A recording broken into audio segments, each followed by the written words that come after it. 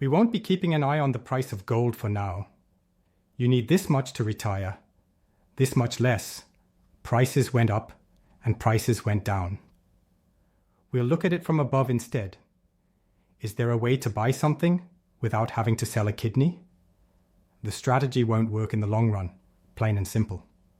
On the first day of the year, January 1st, 2025, gold was worth $2,624.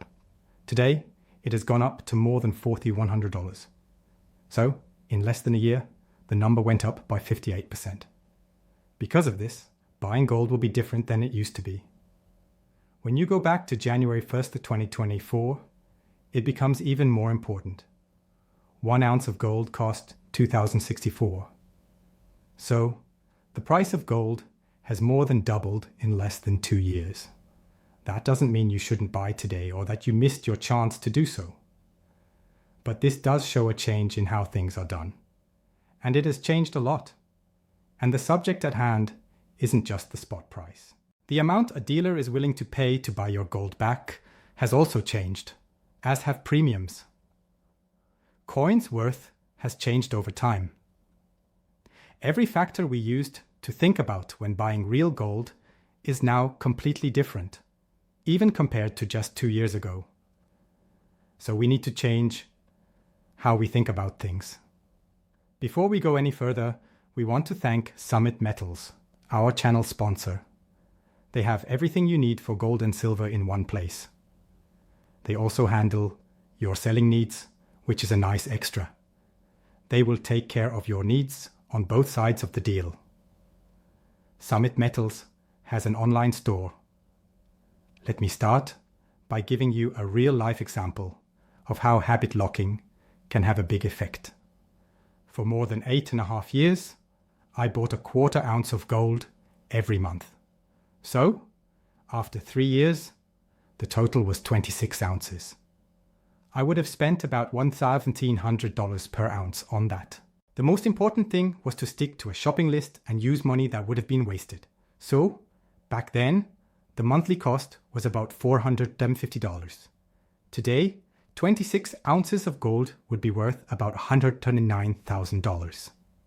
So, a simple idea that could save you $109,000 in a year. That sounds great to me. We don't need to do that now. We can always think of reasons not to. We can think of ways that money could have grown even more, especially now that we know what happened. Even so, the model worked great as a way to save money for an emergency fund. I've already talked about the basics, the purchases, the reasons behind my choices, the sales plan, and the tax effects of my business. But, as I said before, most of the things that went into the planning have changed. It's clear that not all of the choices will change. Let us quickly go over the basics. Choose what you want to buy first. When I first started shopping in 2008, I only bought things I liked. The golden maple leaf was the most noticeable of these. It's easy to see why these coins are so pretty. They make you want to buy them. I didn't know this back then, but when you're trying to sell something, it's not about what you like anymore. What other people want is important. I've seen that happen many times before. But because I had already planned my purchases, I was mostly able to avoid this problem. I went to a local coin store and talked to the owner right before I was going to buy that coin every month. I asked him what he would like to buy and got his opinion. And he didn't care at all. He loved American gold eagles more than anything else. They weren't very pretty, but they were the most popular and sold the best. High-volume buyers liked them because they didn't need to file 1099-B reports when they were sold. That has changed a little bit since then. We could also look at everything to see how important it really is. But it's not always a good idea to give in to local tastes. Plus, it won't change the fact that a certain choice will be popular. The eagle was the most popular bird of its time, and it still is. You thought today would be different, didn't you? I wouldn't say that. According to the local coin stores I know, eagles and buffaloes are still the most popular coins. the most important thing right now is probably how much you can comfortably spend. I was especially interested in quarter-ounce American gold eagles because they are popular and not too expensive, so it was an easy choice. I traded quarters for 1-ounce coins every few months, not because it was smart, but because it kept me interested. Getting to coins that weighed 1 ounce was an unavoidable part of the game. I wanted an American Eagle tube. I just had to buy things in small amounts that I could afford, and then trade them up when the chance came up. I was confused. I just got there by aiming for an Eagle tube as a stretch goal. Let me explain the problem to you. I really don't think I could have done this because of how the market is right now. At $4,100 an ounce, I couldn't have started buying a quarter ounce of gold every month. The value of 1/10 of an ounce is calculated in a way that is very similar to how quarters were valued from 2013 to 2020. Also, if I had the chance, I would seriously think about going with them today. If you noticed, the hesitation is because of the premiums.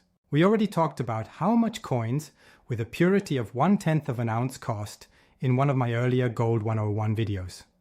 By the middle of 2020, 10 ounces of American gold eagles were worth 25% more than their face value. Those are going down now, but you should still be careful. If you want to make this a savings plan, the most important thing to think about is still finding a price that you can afford on a regular basis. Premiums are the extra percentages that are added to the spot price of a metal. So, if you decide to sell a coin the same day you buy it, you could lose the full 20% premium you paid for it. 20% sacrifices are big. If you sold a dealer 1/10 of an ounce of American Gold Eagle, they might pay you 5% more than the spot price for it. This is still a big part of making a workable plan, but it would require you to give up a little less. The fact that the price of gold has gone up 58% this year has helped us in 2025. So, you would always be better off than those premiums. You should still do everything you can to close the gap between the prices you want to buy and sell. Because of this, buying something with a low spread every month is much harder now than it was when I first started 10 years ago.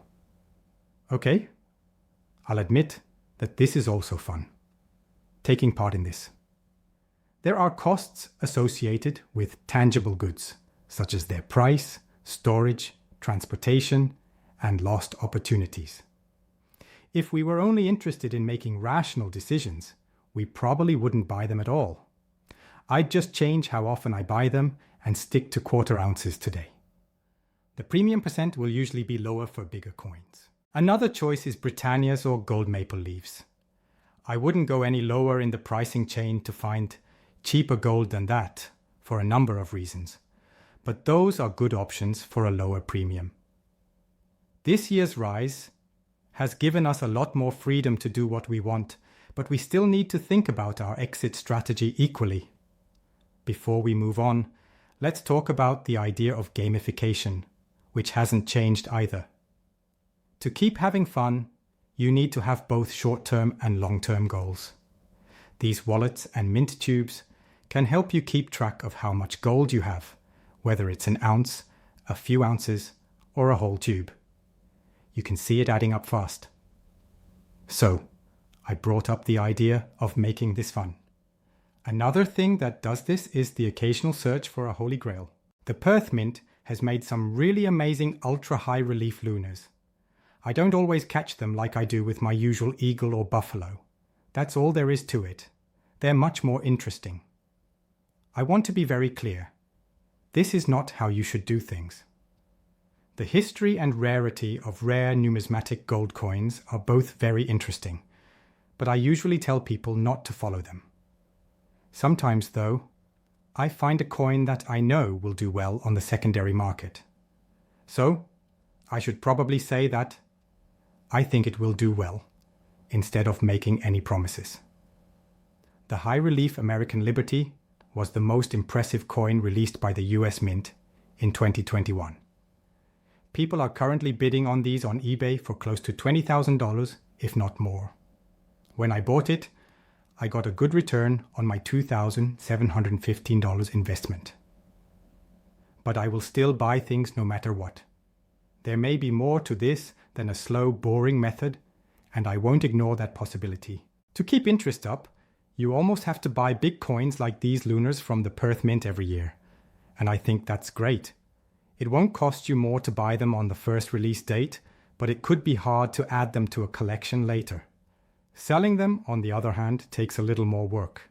Most customers don't care about the value of a collector. I'll go ahead and say more about that.